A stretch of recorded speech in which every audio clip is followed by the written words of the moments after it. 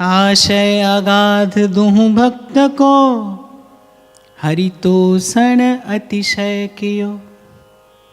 रंगनाथ को सदन करन बहु बुद्धि विचारी, कपट धर्म रचि जैन द्रव्य हित देह विसारी। हंस पकड़ने काज बधिक बानो धरि आए, तिलक दाम की सकुच जानि तिन आप बधाए। सुत बद हरिजन देख के, दे कन्या आदर दियो। आशय अगाध दुहु भक्त को, हरितोषण अतिशय कियो। कुछ एक ऐसे भक्तों का स्मरण श्री नाभाजी महाराज इस सप्ताह में करते हैं, जिनके हृदय का आशय, उनके हृदय का भक्ति भाव अत्यंत गंभीर।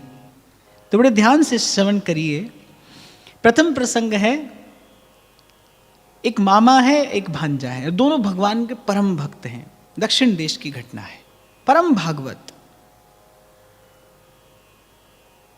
गृह का त्याग करके निकले हैं भगवत भजन करने के लिए। वन में रहकर भगवत भजन कर रहे हैं, और भगवत कृपा से दोनों को श्री रंगनाथ जी की, श्री रंगनाथ भगवान की एक बड़ी दिव्य, बड़ी प्राचीन, बड़ी सुंदर, अद्भुत प्रतिमा प्राप्त होती है। ऐसी स्थिति में प्रतिमा है, न निकट कोई मंदिर है, न कोई सेवा की व्यवस्था है। तो भगवत विग्रह का दर्शन करके हृदय में बड़ा आनंद होता है, और मन में विचार करते हैं कि भाई इनके लिए एक सुंदर मंदिर का निर्माण कराया जाए। अब विरक्त हैं, कोई साधन तो पास में है नहीं। कथा कहती है बड़ा प्रयास किया, लेकिन कोई साधन जुटा नहीं पाए मंदिर बनाने के लिए। तो मन में वो जो सेवा की अभिलाषा है वो उत्तरोत्तर बढ़ती जा रही है कि भाई किसी प्रकार से प्रभु का मंदिर निर्माण कराया जाए, सुंदर से सुरीति से प्रभु को विराजमान करके और प्रभु की सेवा की जाए।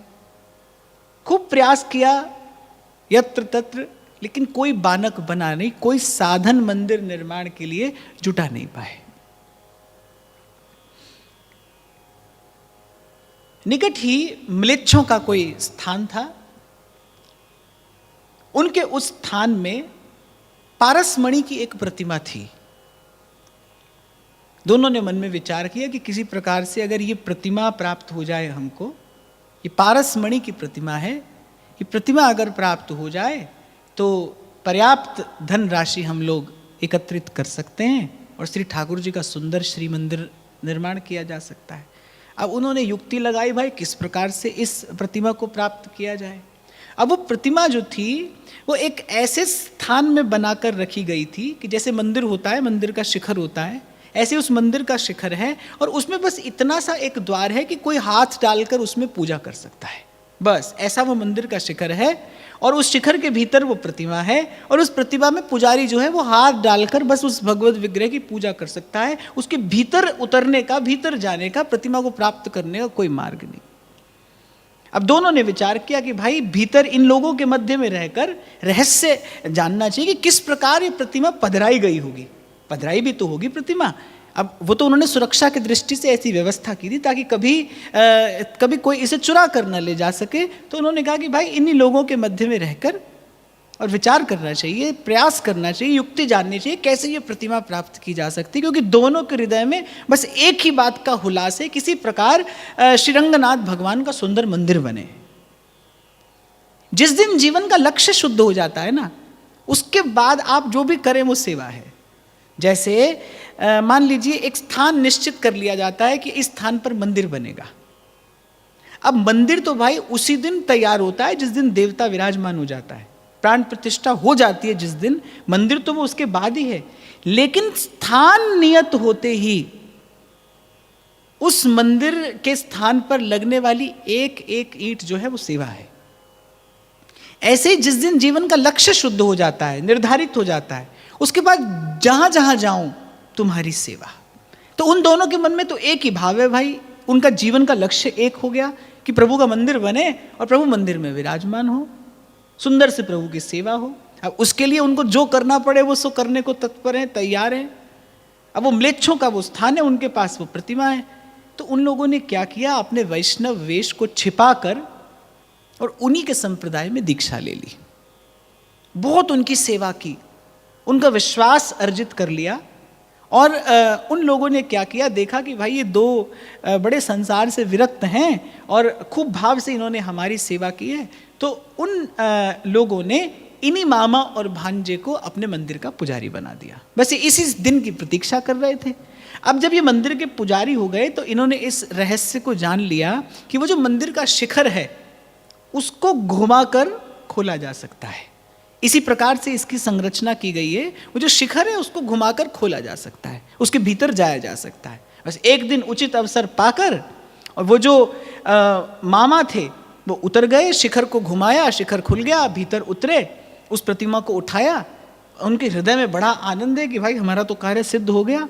उस प्रतिमा को उठाया और प्रतिमा को उठाकर वो जो शिखर पर भांजा बैठा था उसके हाथ में वो प्रतिमा पकड़ा दी।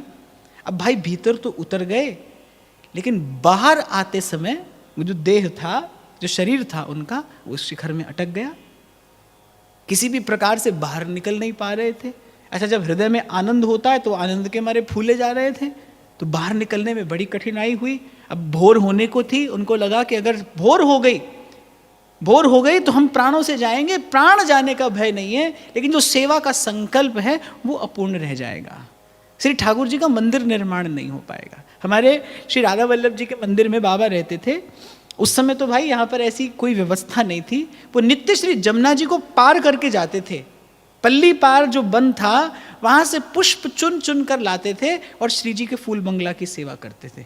इन दिनों जो बंगला बनते हैं, संतों ने भाई अपने प्राणपन से राधा वल्लभ और कुंज बिहारी को लाल लड़ाया है। जमुना जी पार करके जाते थे, बीन बीन कर लाते थे फूल और यहाँ पर लाकर और श्री जी की सेवा करते थे। एक दिन तो घटना घटी कि यमुना जी का बड़ा तीव्र प्रवाह उतर पड़े जमुना जी में, और बस ऐसे लगा कि आज तो जमुना जी संग ही लेकर जाएंगी।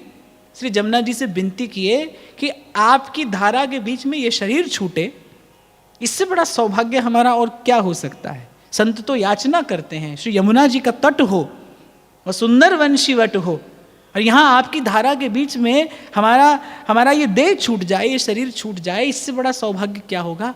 पर हमको कष्ट इस बात का है कि आज श्री राधा वल्लभ लाल जी का पुष्प श्रृंगार नहीं हो पाएगा। कहते हैं एक तीव्र लहर आई, श्री जमुना जी ने उठाकर किनारे पर पटक दिए और आकर श्री जी का श्रृंगार पूर्ण किए। तो दोनों के मन में विचार आया कि अगर इसी प्रयास में भोर हो गई और सब लोग जो दर्शन करने नित्य आते हैं आ गए तो हम पकड़े जाएंगे। हमें प्राण जाने का भय नहीं है, लेकिन श्री ठाकुर जी का मंदिर निर्माण नहीं हो पाएगा। उसी समय वो जो मामा भीतर उतरे थे उन्होंने भांजे से कहा तुम एक काम करो। उनका जो सर था वो शिखर से बाहर आ गया था और बाकी का जो देह था वो अटक गया। उन्होंने कहा कि तुम इसी समय ये हमारा सर काटो और ये प्रतिमा लेकर जाओ और जीवन के लक्ष्य को पूर्ण करो, श्री ठाकुर जी के सुंदर मंदिर का निर्माण कराना और प्रभु को उसमें विराजमान करना। अब भाई वो दोनों आत्मीय थे, भक्त थे। उसका हृदय तो बड़ा अकुल आया कि मैं कैसे अपने हाथ से ये कार्य कर दूं। और मामा ने कहा कि भाई विलंब मत करो, भोर होने से पहले तुम्हें इस नगर की सीमा का परित्याग करके चले जाना है और ये सेवा का कार्य पूर्ण करना है। सिर उतारने को भी क्यों कहा? कहते हैं उस समय मस्तक पर वैष्णव तिलक था कि इस वैष्णव तिलक का अपमान ना हो, इस वैष्णव तिलक का कोई अनादर ना करे। वैष्णव होकर हमने ये कार्य किया, चोरी जैसा कार्य किया, कल को संसार के लोग इस वैष्णव वेश की निंदा ना करें, इसलिए मस्तक काटो और अपने संग लेकर जाओ। अब बड़े भारी हृदय से, एक और अपने प्राणों से अधिक प्रिय वो मामा हैं। और मामा क्यों हैं? क्योंकि वो भगवान के भक्त हैं, भजन के सहयोगी हैं, भजन के सहायक हैं। तो एक और वो हैं और दूसरी ओर वो प्रभु का दिव्य विग्रह है जो मन बुद्धि में समाया हुआ है, जो भीतर रम गया है। उनके सुंदर श्री मंदिर के निर्माण का सुंदर स्वप्न है, वो सुंदर परिकल्पना है। तो बड़े द्वंद्व में पड़ा भांजा। एक अब की बार मामा ने कठोर होकर कहा कि भाई हमारी आज्ञा है और तुम्हें प्रभु की शपथ है, ये जीवन प्रभु की सेवा के लिए है, प्रभु की सेवा में काम आ रहा है, किसी भी प्रकार का विचार ना करो। बड़ी कठिनाई से हमको ये वस्तु प्राप्त हुई है। भांजे ने काट दिया मामा का शीस और वो मूरत लेकर चला। नगर से बाहर जाकर उसी स्थान पर पहुंचता है जहां पर श्री रंगनाथ भगवान की प्रतिमा विराजमान थी। अब जाकर देखा कि वहां पर तो नींव खुदने का कार्य चल रहा है। उसके मन में बड़ा भारी क्षोभ हुआ कि मामा प्राण से गए और हमको इस सेवा का कार्य करने में विलंब हो गया।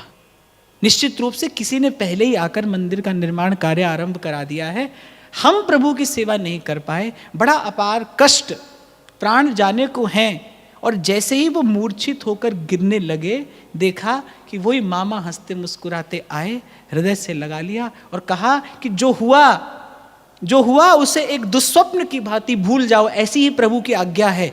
जो हुआ उसे उस दुस्वप्न की भांति भूल जाओ और शीघ्रता करो, क्योंकि प्रभु भी उसी प्रकार व्याकुल हैं अपने सुंदर निज मंदिर में विराजमान होने के लिए। और ऐसी सुंदर रीति से प्रभु की सेवा की। म्लेच्छों के धर्म में जाकर दीक्षित हो गए, दीक्षा ले ली, उन्हीं की सेवा करने लगे।